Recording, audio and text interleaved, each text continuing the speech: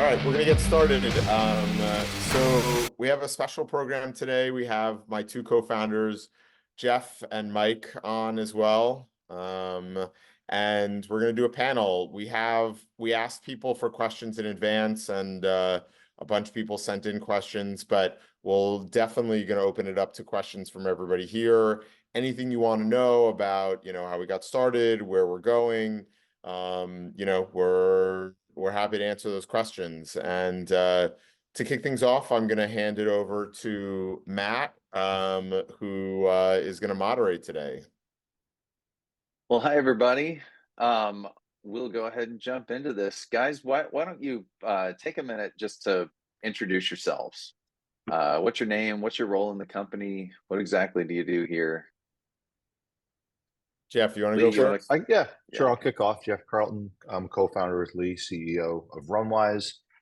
What do? When you boil it down, I try and make sure that we're building products that you guys like and providing the service that you're satisfied with. Building a product that new products as the market evolves has really been my main focus in the last year. So would love to hopefully talk about that a little bit. But yeah, I'll kick it to Mike. Hey everybody, Mike, a co-founder as well as Chief Growth Officer at Runwise, responsible for the growth and the vision of the company. I'll throw it over to Lee. Great. And a lot of you, I think, know me from the every other week webinars, but I'm Lee Hoffman. I'm one of the co-founders. I've historically worked on, product and code. So basically, making a lot of the stuff that a lot of you use every day. And now I'm very focused on how do we tell our story better? How do we educate the market on how to run buildings better, save carbon, save money, make people more comfortable, safer, and things like this. And if you follow me on LinkedIn or via email, you may get some of the videos. Are a big focus for me recently. Awesome. Thanks, guys. Well, so to kind of set the stage and give the context for the discussion, talk about the story of Runwise a little bit. Where did the idea come from? What was the original product, service? Jeff, you want to kick that one off? Yeah, I can kick it off. I was a property manager for a long time with a very large New York City building owner. And the long story short is we would efficiently turn over apartments. We would drop costs in every possible way that we could, but then we would go into the apartments and then be 80 degrees. And I could never figure out why. And it'd be 80 degrees in the middle of the winter. And at that time, fuel was really, really expensive. So, we would save money here, save money there, and then it would just literally go out the window. And I had known Lee in college and said, hey, there's got to be some technology, right? Seems like a simple concept, right? Like in my parents' home, I hit 68 degrees and our boiler turns off. Yet in an investment property, that didn't seem to exist. So went downstairs, saw that most buildings are running off of essentially, dials, and realized that there was an opportunity that technology could better manage heating than just physical knobs on a control. And that's really been the focus of Runwise, and that concept of replacing stuff you can't see and or manual processes is still the same concept that we're working on day to day, like cooling or anything else that we could certainly talk about. If you're relying on people manually to do things, you're not going to run efficiently. And that's really the sort of like the North Star of Runwise. Has the product changed since the beginning? Yeah, the product has changed a lot. We started really by installing off-the-shelf controls and realized that a lot of people love selling off-the-shelf stuff because it's quick to market. But owners in New York City want inexpensive, quick installs that deliver results quickly. Nobody wants a 4 or 5 year return anymore. And actually, when the price of fuel went down and online control with indoor sensors was $15,000 to $20,000, we weren't selling any of them. Because, so yeah, so the industry has changed. People seem to have quicker requirements for return on investment. So year after year, our focus is how do we deliver savings quickly, at a reasonable price? And then once we put it in, how do we make sure that it's actually delivering? Because it's like anything in property management, and the business has gotten a lot more complicated since I was in it. And when I was in it, it was complicated. You know, a property manager is not focused on checking the tweaking settings of his boiler, her boiler. It's a tenant's moving in. We don't have the keys. The DHCR gave us a rent reduction. We got a lead violation. So all of these things are happening. So anyways, we're gearing up towards making sure we build products for people who are busy and products that help them achieve a quick return. And again, hasn't changed and is the same vision that we're still working on today. So vision for sure being the same and the focus being there. But I know that over the course of starting a company, especially one that's been around for more than a decade, there are a lot of things that you discover, that you learn along the way that were maybe unexpected at first. Does anything come to mind? Anything that that you guys have learned from watching this company grow? I think and I'm sure Mike and Jeff have 1,000 of those as well, but the one that like I always think of is when we first started building this, we thought, oh, it's just about providing technology, right? And you like give it to somebody and like, like you charge them the minimum amount necessary and, that's it. And we originally, I mean, we've had iterations of the product in the beginning, but originally, we were essentially trying to sell analysis on how your buildings were performing. And we said, here's your buildings that are performing badly and go fix them, right? And I think what we learned over time is that like the real value is actually sort of taking the responsibility and the buck stopping with us, right? And what people pay us for is they do pay us for technology, but it's technology where they know the buck stops with us. The heating is going to be run by us. It is going to be, people are going to be comfortable. You are going to save money and it's going to make your life as easy as possible. Not, hey, here's some great technology, go do a bunch of work and then you'll get some results. And people are willing to pay even more for that, I think, because I think it's really ultimately, as Jeff said, there's a million things every year in property management. There's 10 new pieces of regulation that you have to deal with, right? In addition to everything you were dealing with before. And making sure your buildings are run perfectly efficiently is like always at the bottom, right? And so that's our job. Our job is to make sure your buildings are run with zero waste and making sure everybody's comfortable. There are no major critical issues and the buck stops with us. And, we provide a service to do that. And a large part of it is technology, but also there's a human component. And, that was a huge learning, I think, for somebody like me coming from just a pure technology background. Mike, what learnings have you gotten? I'm sure there's just crazy ones. Mike, you're on mute. You're on, yeah. Learnings from the actual product? Or just anything. What were you shocked about them? I mean, I really love hearing stories about Jeff having to hard wire sensors into apartments back when online controls first hit the marketplace. I mean, now, we can really get into a unit, put a sensor on a wall, and we're on our way in like a minute. But back in the day, this was a whole operation. It required, hey, we have to get into your apartment and like hardwire a sensor. Jeff was on a ladder kind of thing. So that was interesting. The tech has clearly come a long way.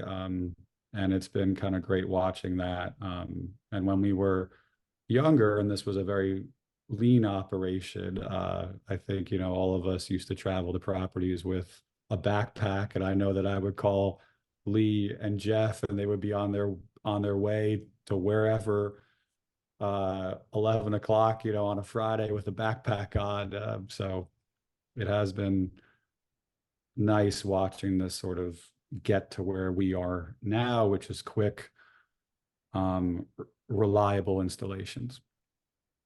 Mike, can you talk a little bit about who the people are that use Runwise? Are they big companies? Are they small mom and pop operations? Who is the customer of Runwise? Who are using these types of products? Yeah, it's constantly changing. I think initially we were really heavily involved in multifamily. The truth is that initially it was management companies, mom and pop operations. Though, those are the kinds of customers that we love, that have been part of the family here for years. We have now grown into being able to place this into every kind of property, so long as it's centrally heated. So commercial has been a large grouping over the years. Right now we have Jim Tobin, who is on the call, joining us from Lowell, Massachusetts, where we put controls into high schools, fire department, police departments, civic centers, which has been great. Years ago, we used to get excited when we would get a call from, Albany, Rochester. I just returned from a trip to Berlin, Germany. Later in the calendar, I'm looking at it now, I have a call with Hilton Hotels. So the brand and the name has grown. We have all kinds of clients. Those include very, very, local owners here in New York, and they now include clients from across the Atlantic, and institutional logos, the MTA. It really has been a joy watching it kind of grow to really being all encompassing the clients that we want. And I'll throw it over to somebody else here if they want to chime in, because I've been rambling now for a little bit. Well, so I'll piggyback on that. The Runwise brand and the exposure of this type of product has grown tremendously, has spread pretty far. I wonder if you guys could talk a little bit about why that is today. Why are smart controls such a hot area for buildings? Why is this today something that is really growing quickly? I think that there are a few reasons. I mean, I do think, frankly, Local Law 97 requiring it is frankly a part of it. There's no real, that's definitely true. Some people are putting in controls because they have to. We find, we talk a lot about energy savings. And when I look through the list of people here, I've had like disagreements or like troubleshooting with basically everybody on this call. It's hard. It's simply a hard business to take over people's heating systems. And in some ways we grow because we're willing to do it. A lot of people want to sell a product and go away. But really, when people do stay with us, I feel it's grown because people simply want to know what's happening in their building, more so than any like degree day savings analysis I could send you. I actually we put a control in the parents of one of my son goes to preschool, and one of the parents has actually put Runwise in their building, which always makes me nervous because now I have to like deal with heat complaints from them. And the first thing they said when I asked how it was going, and was sort of like almost regretted asking, was our boiler went down in the middle of the night, and the super got a text message and got the boiler up and running, called the service company, and nobody knew, and that like makes it invaluable to us. So we hope that you stay because we make sure you know exactly what's happening at your building and you provide a better service to your tenants. The return on investment, the local on 97 requirement are nice, but they're a little bit more transactional. So our focus is always that, you know what's happening in the property, which is better, for the tenants, better for you, really better for everybody. Yeah. I think there are two like interesting factors, like waves like colliding at the same time in the world. And the first is obviously there's a ton of financial pressure in real estate right now, right? Interest rates are at an all-time high, compliance costs are at an all-time high, right? Like you're basically getting crunched in every direction, and rents aren't going up anywhere near proportionally, right? So whereas you might have just owned a couple buildings or whatever, and like, the value of the building will double every X years, like who cares? Obviously, paying attention to cost matters now, right? But I think, as Jeff was saying, the real factor I think fundamentally is changing is that there's two different things. One is you actually have to provide a quality product in real estate. And if you're not monitoring and controlling every aspect of your building and making sure that, like, as Jeff said, the heating system goes down in the middle of the night, nobody even knows about it, or the hot water is scalding and you detect it before anybody gets burned, or your apartments are actually comfortable, like you're going to be at a competitive disadvantage. And when you combine that with just the level of like mental effort to like run buildings now, not using automation and technology, like every industry is shifting to automation and technology. You have to do it if you want to provide a competitive product. And I think those three waves are all crashing at the same time, which is sort of making, is sort of educating the market on why it's so critical to run your building with smart technology. I want to make sure that we have some time for some questions. We sent an email out prior to this to everyone who had RSVP'd and asked for questions, and we got a pretty good response back. So I want to run through a handful of these. One of them, well, actually a handful of them, are asking about plans for the future of Runwise, products specifically. What's coming down the road? What kinds of things can they expect? You guys want to give a little preview into some things that we're working on? Yeah, I can do that. So we are working again to make Runwise. We're trying to take the same concept that we have now, right? Let's start with heating. Your boiler is running. If you don't have Runwise, it's kind of running blind, right? You don't know what's happening in your building and you're running inefficiently. We see the same thing when you walk into an office building in the middle of the summer. Some people are sitting with sweatshirts and electric heaters, which is sort of like the opposite of, but the same concept as opening up a window in the winter because it's too hot in your apartment. Cooling also uses a lot of electricity. So if we can stop excess cooling, there's more electric for all these electrification projects that people are working on. So we see the same concept for cooling. We are looking for a few buildings where central cooling provides, air conditioning for everybody, not individual air conditioning units. This summer, we are going to be doing pilots this summer to reduce cooling expense, which we're really excited about. We also see another thing in the market that I don't believe gets the proper attention and technology. Everyone heard of demand response. Demand response is when Con Edison is looking to reduce energy consumption during periods of peak demand.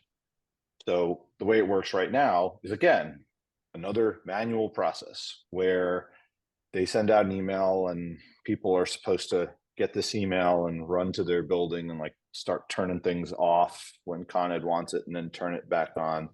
We also think there's opportunities there. So long story short, you're going to see a lot of efforts towards reducing electric, monitoring that electric in the next 3 to 9 months.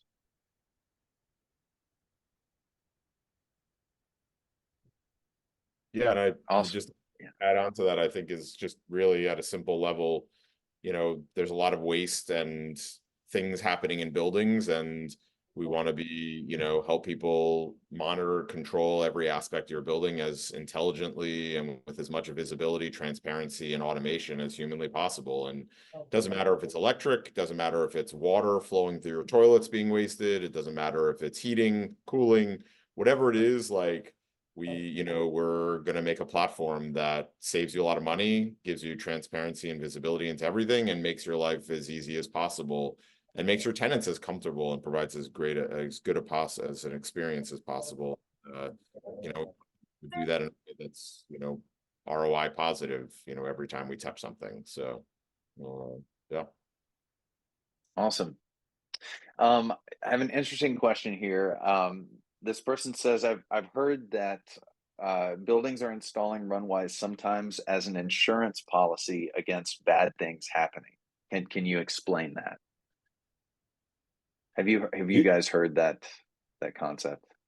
Yeah, I think that right, we turn the boiler on off. Our goal is to reduce fuel consumption, but what are bad things, right, that these people could talk about that they may be referring to? One of them is a leaking boiler. I don't know if anyone here has had to replace a boiler or get a quote for a new boiler. They used to be expensive. Now they're in the world of 100-unit building. I don't know. It could be like $350,000 with all DOB costs. And so, anyways, the cost of everything has gone up. So you have this boiler.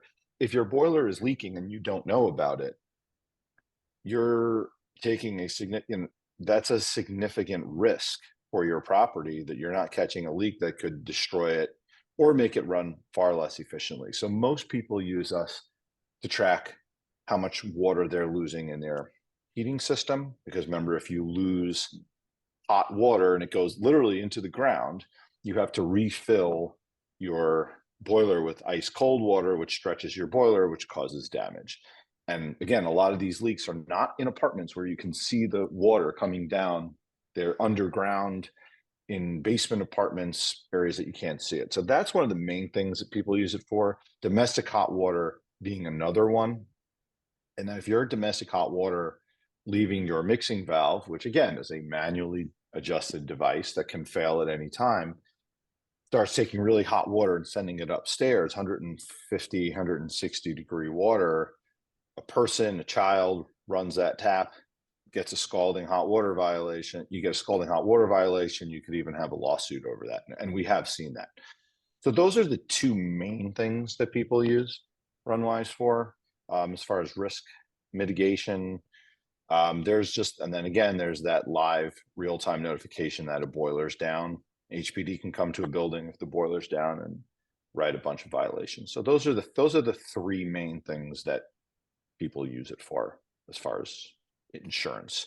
I also view it as insurance that your building is, if you do make a large scale investment in roof insulation, windows, anything on your envelope, even a boiler replacement, people think that they spend money and they get energy savings. So if you put in new windows and new roof insulation, you may spend $300,000 to $400,000. But if your boiler is running blindly, it actually doesn't reduce, the window itself doesn't physically sit there and reduce your fuel consumption. A lot of these improvements give you a better airtight envelope, so you don't have to provide as much heat into the space. But the only way you can actually take advantage of that is by turning your boiler on less often. So with your better envelope, you need less heat. I view Runwise sometimes as an insurance policy to make sure an energy project you're taking on actually delivers savings. It's a good segue into a question about that very topic. What is the most common area you see where energy is wasted? There's a bunch, but sometimes it's right as it leaves the boiler. So if you have exposed piping on your heating supply line, you're instantly wasting the energy, the expensive energy that you're producing. So you have a steam boiler and you have steam going throughout your basement, and there isn't insulation on it. That heat gets trapped in the basement. You want to run an efficient building. you want to make sure that all the heat that you're paying for in the basement is brought upstairs. You don't need to heat your basements, keep them super comfortable. You want all that energy to go upstairs. So if you don't have insulation on your pipes, there are great rebates for it. Even if there aren't great rebates for it, it's absolutely something you should do.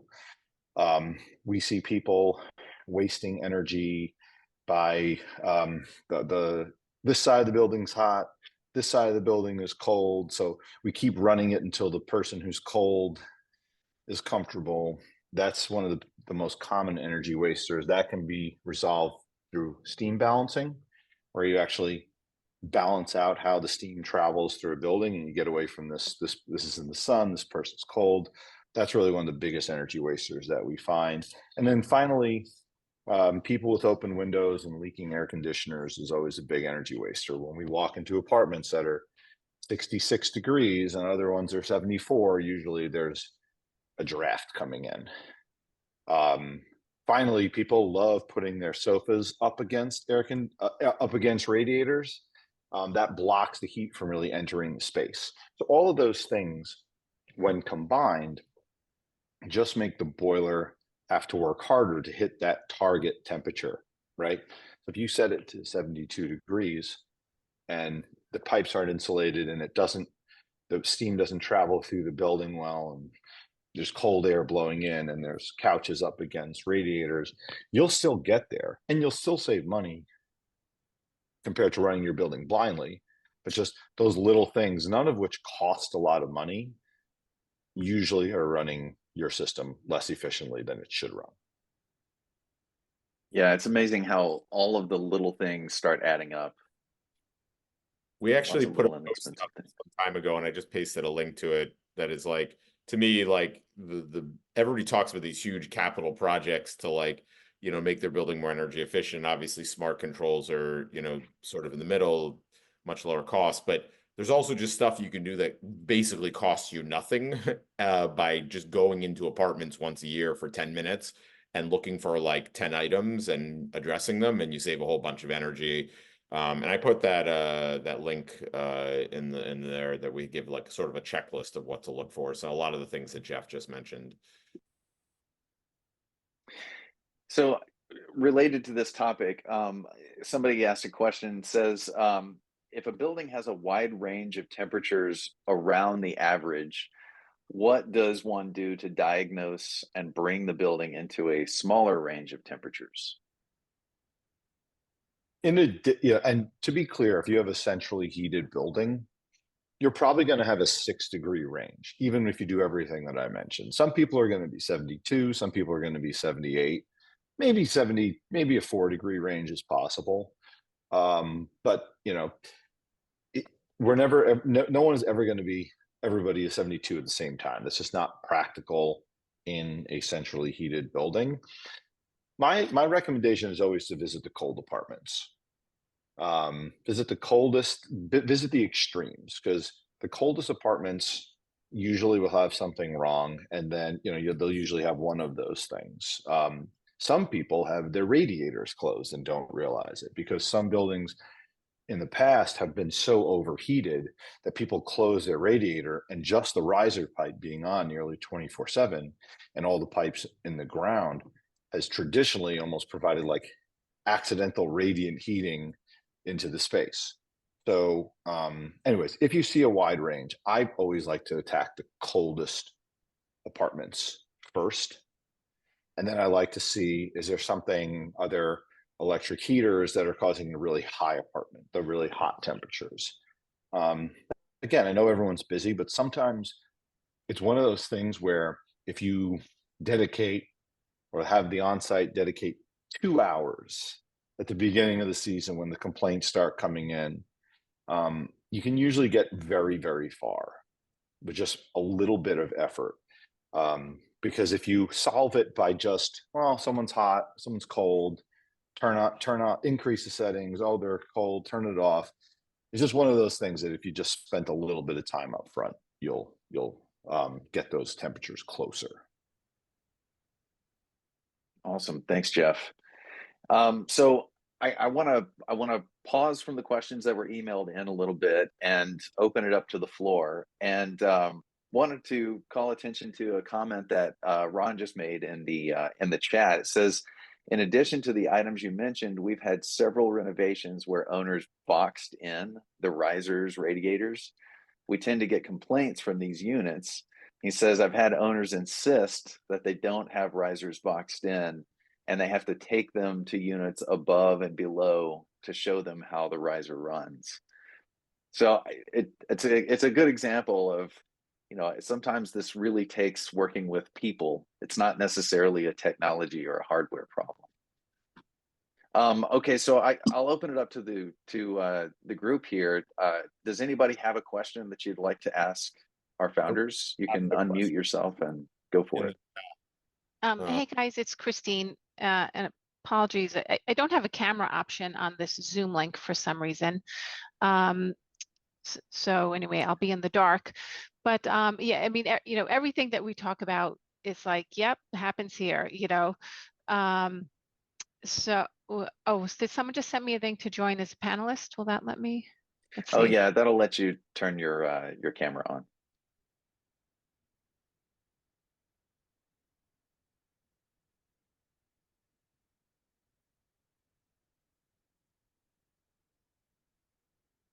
There we go.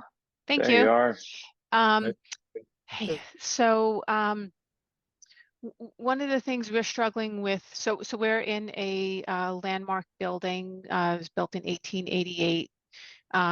We've been working diligently to be as energy efficient as we can. We've installed Runwise several years ago, which has been great in managing our boiler. We have heat pumps on 3 of our 5 floors. We're going to install heat pumps on the other 2 this year. We're in the process of converting. We'll do in April converting from number 4 to number 2 oil. But the problem with our boiler is we can't get rid of the boiler. And I know there's, a lot of discussion back and forth. Do heat pumps really work in our climate? It's too cold in the Northeast to have heat pumps. But the real issue with our boiler is our boiler heats our sprinkler tanks, our 15,000 gallon sprinkler tanks on the roof, and it heats our fire stairwells. And so without the boiler, our water tanks will freeze and then we'll be in big trouble. So we've looked at options, on how do we re-outfit these tank rooms to have a heating system. And as you might imagine, they are extremely disruptive, cost prohibitive. And so any recommendations on, we might be running heat pumps in the office space, but we still need to run the boiler that goes up to the roof. And there's no, we can't just say, all right, just run it to the roof. Because right now you turn on the boiler, it turns on for the entire 6 floors of the building. So any suggestions around that? You could look at valving things off. So if there's a heat loop, and I'm not familiar with all the specifics of your building, but if you're at a point where you don't want to provide heat upstairs, but you do need to provide a certain temperature to the stairwells. And by the way, you can look at separate settings for a stairwell. For example, if you're just worried about it freezing, you could have an indoor temperature target. You could do it with the Runwise, you could do it with the thermostat of 45 degrees. Like I have a home in Massachusetts, and we keep it to 47 degrees to prevent freezing. That really doesn't use a lot of energy. And then you can look at valving things off. So if the boiler just had to provide heat upstairs to that tank room, and you close whatever valve it is to prevent it from having to provide heat for the entire space, it will drastically reduce the load. So every time the boiler makes heat and the heat goes out to the building, it's like more energy that the boiler has to consume. If you close off valves, sometimes that energy that can just be directed at what you need, and it might drop your consumption. And then you should really look at freeze prevention is a completely different game than indoor temperatures, and there might be opportunities to get really aggressive with those settings. For example, if it's above 35 degrees, just don't run because it couldn't possibly freeze if it's over 35 out. So those are type of things. I've been in a lot of instances where people are worried about freeze ups, and they're at 60 degrees, wasting a lot of energy. So those are the things to look at. You could always email us, and I'm happy to give you a little more guidance there. Thank you. Can you guys hear me? Sure can. Oh, okay, because I can't be seen either, which is okay, or you can invite me, I don't care. But I wanted to follow up on that question. This is Paul Shea from A Real Good Plumber. A lot of what Jeff said, I totally agree with. A lot of buildings are being caught in the same problem that you're being caught in, Christine, where you got to heat certain things, but it's a shame if you can't work around it because you're maintaining the monstrous boiler. One thing that wasn't mentioned is the tanks. You can put electrical elements in the tanks,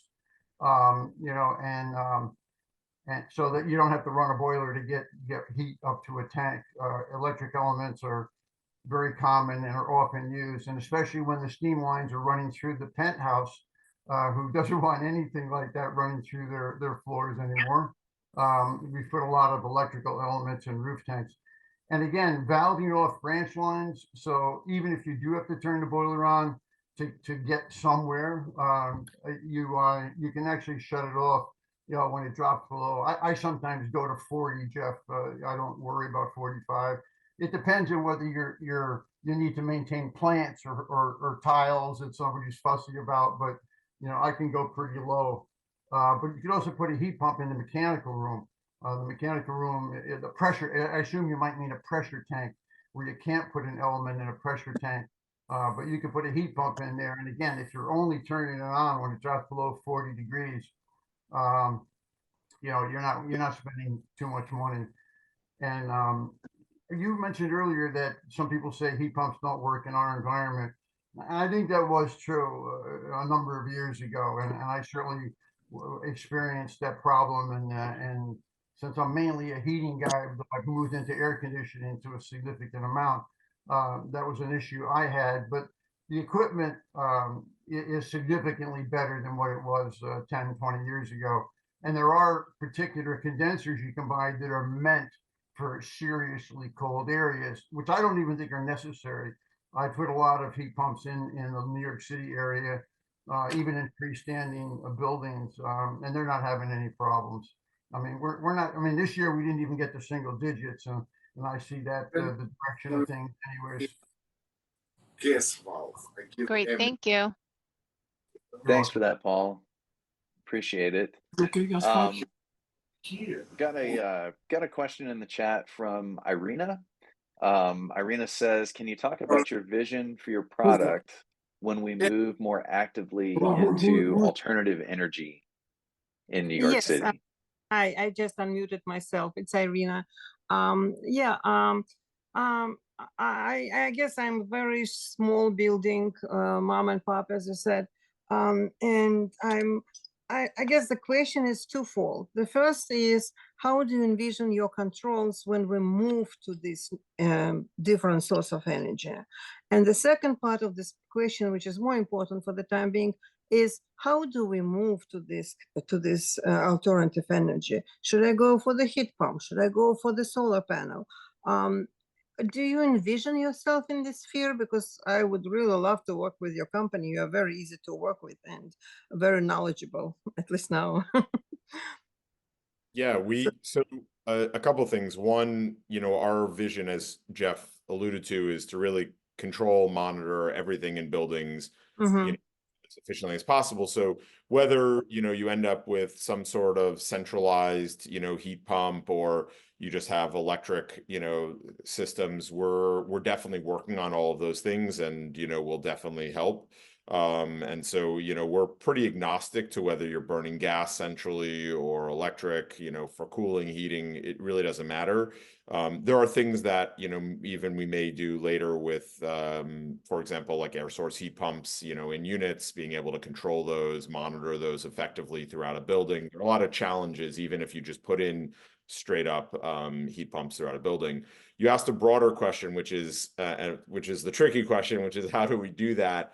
And that's a really hard question and very much varies based on the type of building. I've tried to do electrification in a couple of big buildings in New York City, obviously different than yours. And the number one problem I see in most cases is that even if you can put in the heat pumps themselves, often the building doesn't support the electrical capacity needed, which means you need to run new electric throughout a building, which is very expensive. And then when you actually do the math on forgetting the upfront cost of putting in the heat pumps, replacing the central system, if you have a gas-fired boiler, in most cases, it's actually going to be cheaper to run that than to run air source heat pumps. There are intermediary buildings that are better fits. So for example, if you have a hydronic building that already has a loop, you may be able to put in water source heat pumps, things like that. But there is no great solution right now. And I think my intuition is that for this to happen, there either needs to be incentives that help offload it, or the cost of electricity needs to drop and the grid needs to shift much more towards renewables, which will happen, I think, over a number of years. We're just not there yet. I actually, again, I made a video on this subject too, which I'll paste into the thing, which talks all about this if you want, more information. Jeff, Mike, you want to add anything to that? I would add that I've been to a lot of solar installs, and you ask people on site, how much energy is this thing? Is it doing anything? How much kilowatt hours? How much has it reduced your energy consumption? Nobody knows. So they put these things on the wall, and people just install equipment, and no one is actually tracking it. Anyone here have a cogen system? Anyone know how much hot water it's making? How much electric it's making? Basically, the answer to that 99% is no.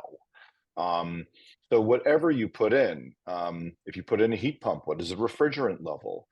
Is the filter, has the filter been cleaned? And anything you put in, any car you drive, everything does need to be monitored in some way, shape, or form to make sure that it's working.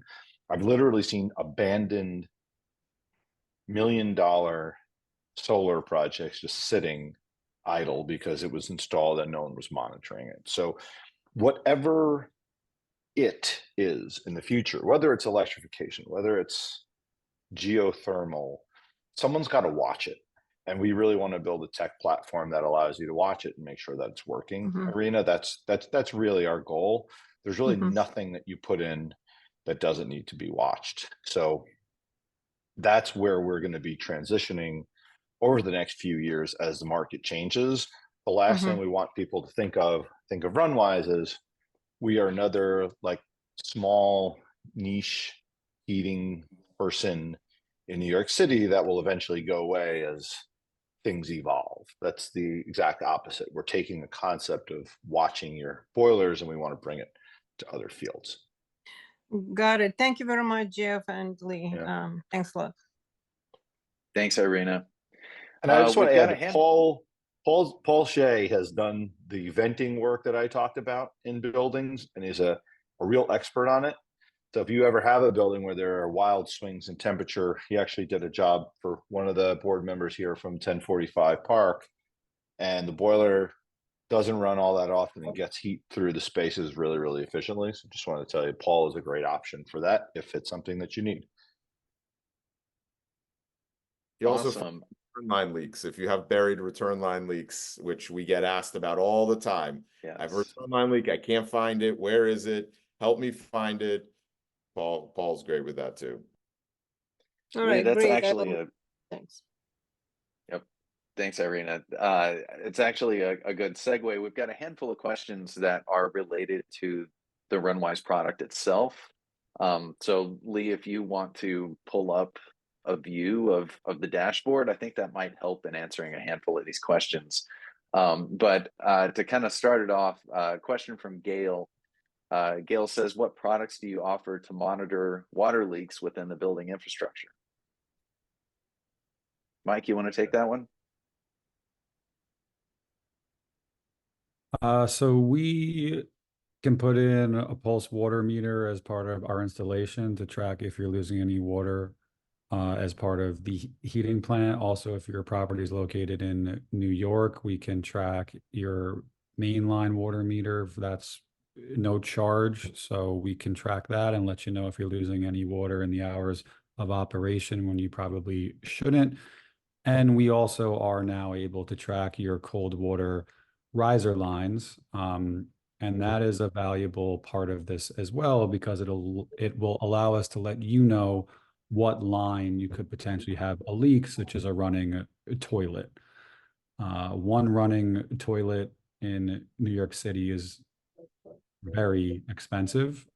So this allows us to catch it, let you know about it, and hopefully that makes it very, very manageable for your resident manager or your on-site to quickly locate it, make the repair needed so that it's not going to cost you. Awesome. Thanks for that question. And I saw a hand up earlier. Max? Max, did you? Yeah, there it is. Max, did you have a question?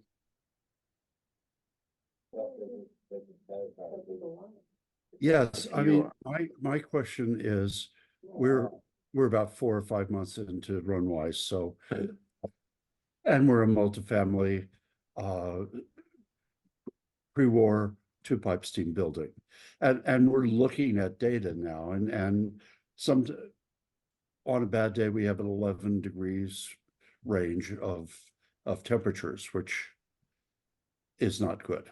And we're looking to solve problems. But one of the things, as far as analytic tools, being able to look at individual apartments over, you can look at it as the day progresses, and you can download a spreadsheet. But I'd like to see some analytic tools that would allow us to look at things and get data in a more in an easy to use form. Are you asking for like the ability to take like data out of the site and analyze it like in Excel or things like that? Is that what you're asking? We can do Excel. Is there a way to have built-in problem solving programs?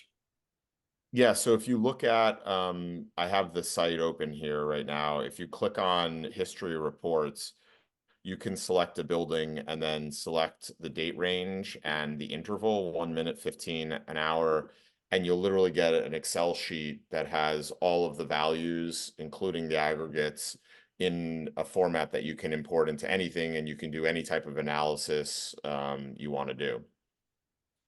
All right. Also, Max, out of curiosity, when was your last trap maintenance in your property? 3 or 4 years ago. Okay.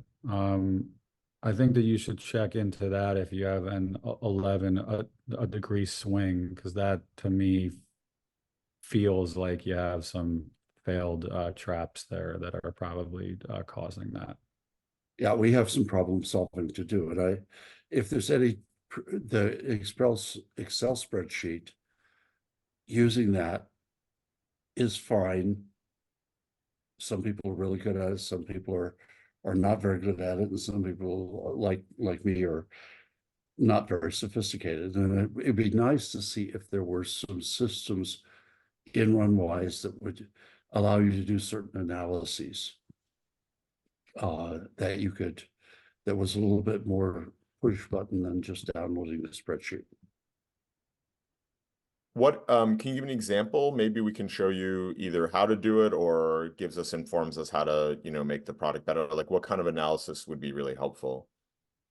Right now we're looking at wide differences between apartments, and we're going to try to make changes. We're going to go into the cold apartments, and we're thinking maybe putting a thermal control on the hot apartments. But first doing that, just to be able to get data more simply, quickly. What I would recommend in that case is if you go into the building page, and I have like an example building up, you have a list of all the apartment temperatures and you have a graph that shows you. I would literally turn this on and look for the last few days and just see what are the coldest 5, 10 apartments.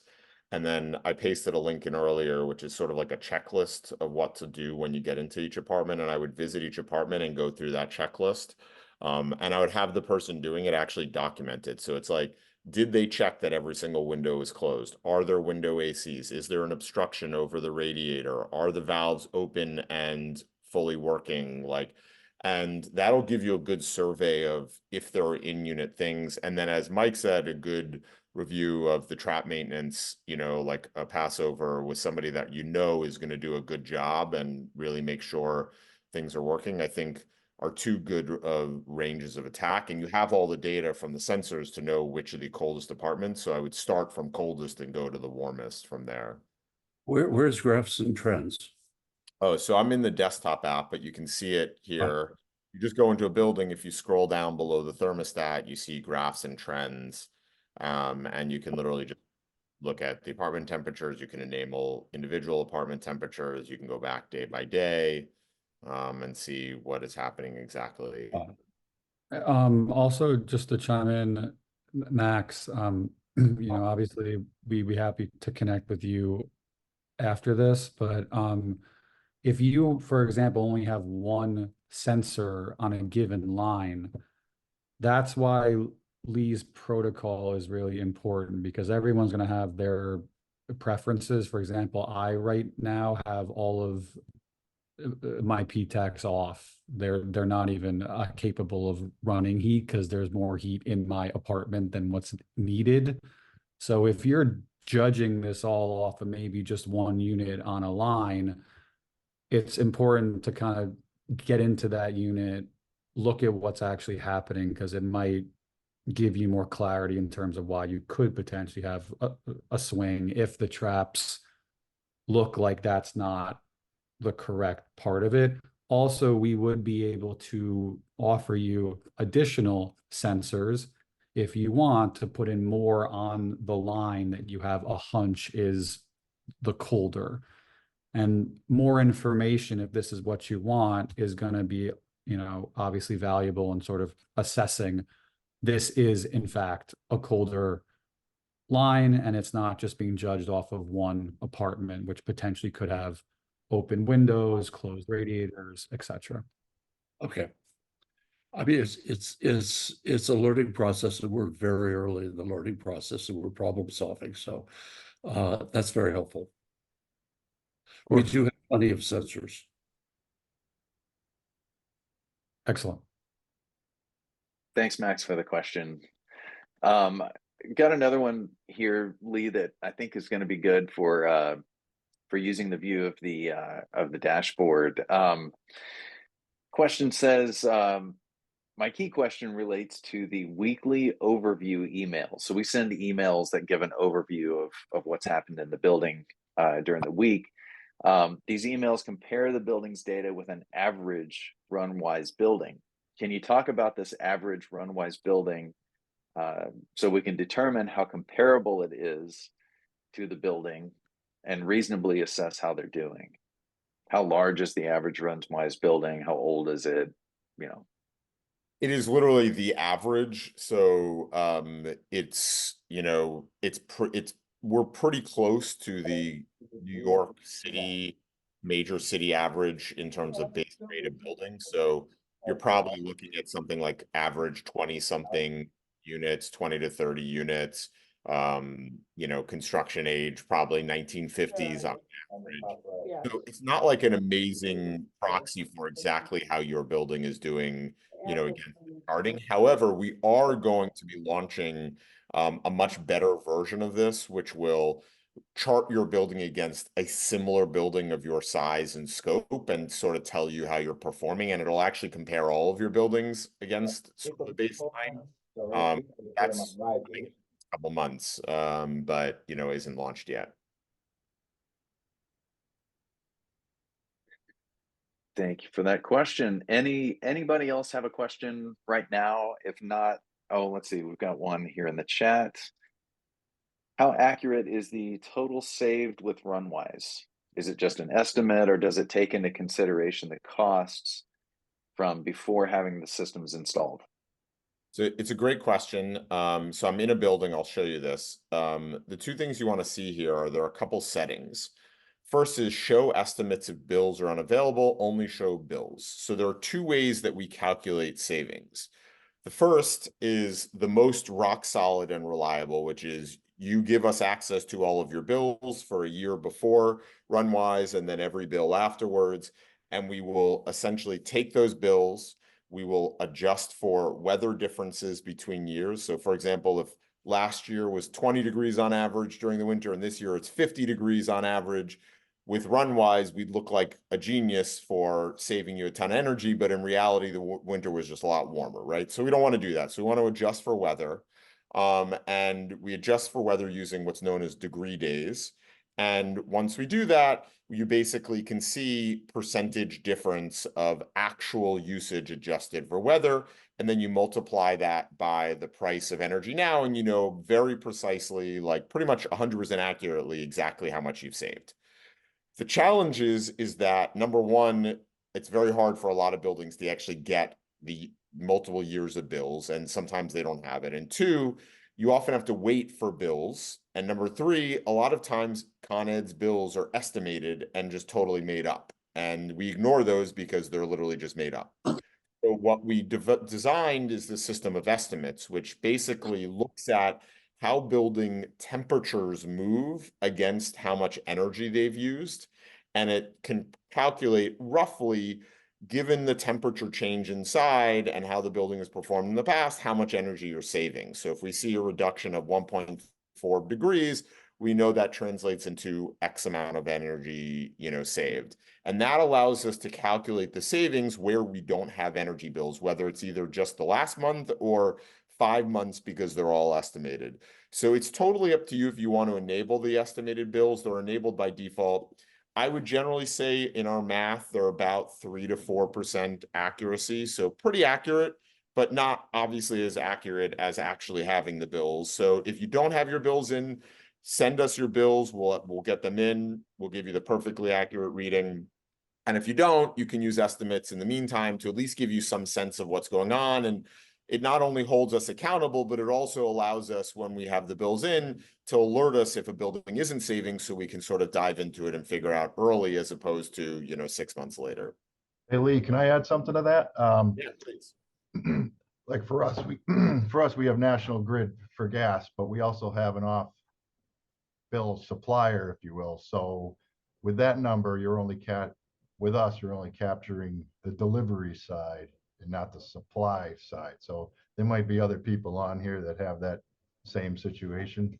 I just figured I'd bring that up. It's a great point. And James, if you have the actual, like either a spreadsheet or something else that has the total dollar spent on fuel, if you send that to our support team, they will go in and manually update all of your bills to make sure it reflects the actual total cost, not just the supply side.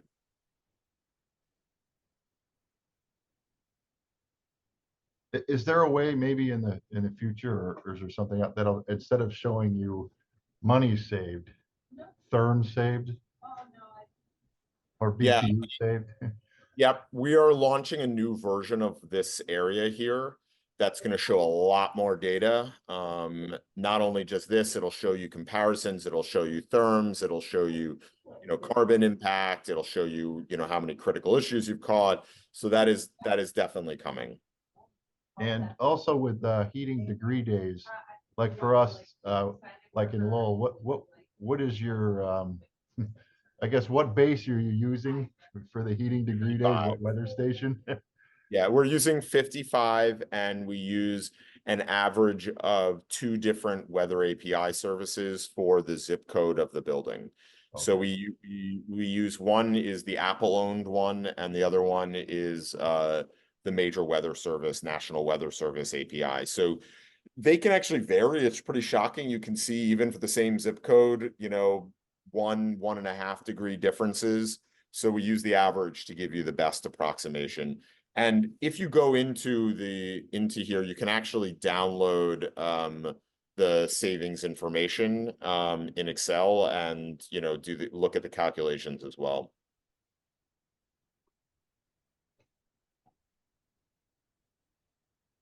But that was a great addition, James. Thank you. Got another question here in the chat.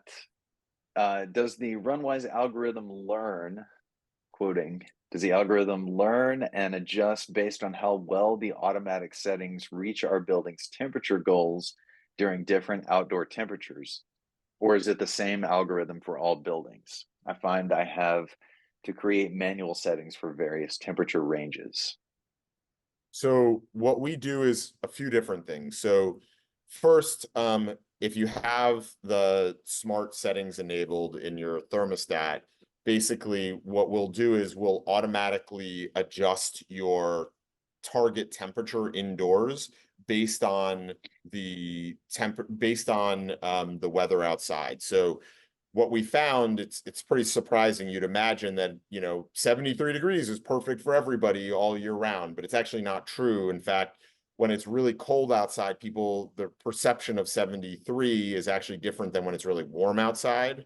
And it's different throughout the year. So we will not automatically make small adjustments to your set point if you have that setting enabled, as long as people aren't complaining. If people are complaining, we stop doing that because we don't want to keep trying to reduce the temperature if people are constantly complaining. The second thing that we'll do is we will automatically try to change the cycle length based on the temperature and how the building is hitting its settings. So that will happen more dynamically. In a couple months, we're going to be launching even more dynamic settings. So we're really going to be sort of like dynamically adjusting based on how the building has reacted in the past. And that should take us to almost full automation of dynamic settings, which, you know, is the goal. And, you know, obviously will be something that you can turn on or off if you want, but should, you know, take away the need to manually adjust settings completely.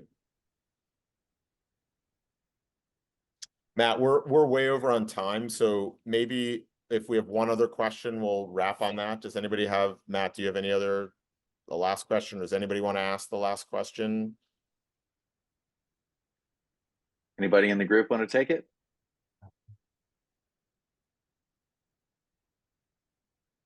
Okay, Yeah. hi, it's Dawn. Hey, Dawn. Hi, so, and I apologize, I've been multitasking, so this was addressed at all, I'm sorry. But, so a lot of boards are coming to us saying, you know, we have to do all these improvements so that we don't get fined. Should we be electrifying? Should we be doing all kinds of different things? Can you guys be the first stop for that? Or should we be talking to the retrofit or whatever it's called, or an engineer? I mean, I know you guys have engineers, so that's just kind of, you know, can we start with you or should we start somewhere else? Yeah, you can definitely, if you reach out to your CSM or our support team, like we'll happily take a look and give you some, you know, basic recommendations. You know, high level, my advice is do the things that are the fastest, cheapest, and easiest that can move the needle first. So everything from, you know, examples, smart controls, LEDs, you know, making sure you're vented and insulated properly, doing a walkthrough of your apartments and just making sure you've done the checklist of things, simple things like pulling ACs out over the winter or putting insulated covers over the ACs. These are super low cost and high ROI. And what the reason we recommend this is if you do all these things that are super like high payback, not only are you getting more money, more savings to implement the more complex measures, but you know what the line is then before you have to spend a ton of money to do bigger projects. The second thing I'd recommend is obviously looking at where you are against your 2020. After you've done these things, where are you against your 2024 and 2030 goals? For a lot of buildings, just doing the things I sort of mentioned can get you certainly through 2024 and in many buildings through 2030, or maybe you have to do one project, you downsize your boiler or, you know, something like that. And really, I would work towards those types of things before doing the major giant things. Also, technology gets better over time. So if you can delay having, wanting to do, let's say, electrification or, window replacement or things like that, you're almost certainly going to get better stuff in 5 years than you will today. And, I'd rather delay those types of things if possible. Does that answer the question, Dawn? Yeah, I mean, other than assuming we've done a lot of the low hanging fruit and want to do something more significant, not just because of the potential penalties, but to make the building more cost efficient. I can always reach out to you first. Yes, reach out to us. We're happy to make recommendations, and there are really good consultants that also, do great work that can certainly help. Ralph Germain is an engineer who does a lot of, like scoping on. I know Ralph, yeah. Yeah, he's very pragmatic. I mean, there was something recently in Habitat, and I think they talked about N-Power. I know there are hundreds of companies out there, but you want to always try to go with one that's reputable. I like the pragmatists. I like the, Ralph Germains, the like people on the ground, the Paul Shays who do like the gritty stuff that actually tends to save real money and, have a result and don't try to oversell stuff. So I would start with them before you do the crazy stuff that I think, in many cases, sounds great, but may or may not provide the payback. So you're saying start with them even before talking to you? Oh, no, we could start with us just to get some recommendations. Okay. Because we don't charge you for that. You're already a customer. But, I think it's always, having Ralph do a quick walkthrough of your building or, like asking Paul to look at things. I mean, those are very simple, usually like high ROI things. And then, are there low hanging fruit or middle hanging fruit things that you can do that, might have more systemic benefits. Okay. Thank you. Hey, Dawn. Mike, I almost didn't recognize you. It's been so long. It's been so long. How's it? How are you? It's good to see you. Well, good to see Same a here. picture of this, We can kibitz later. Okay.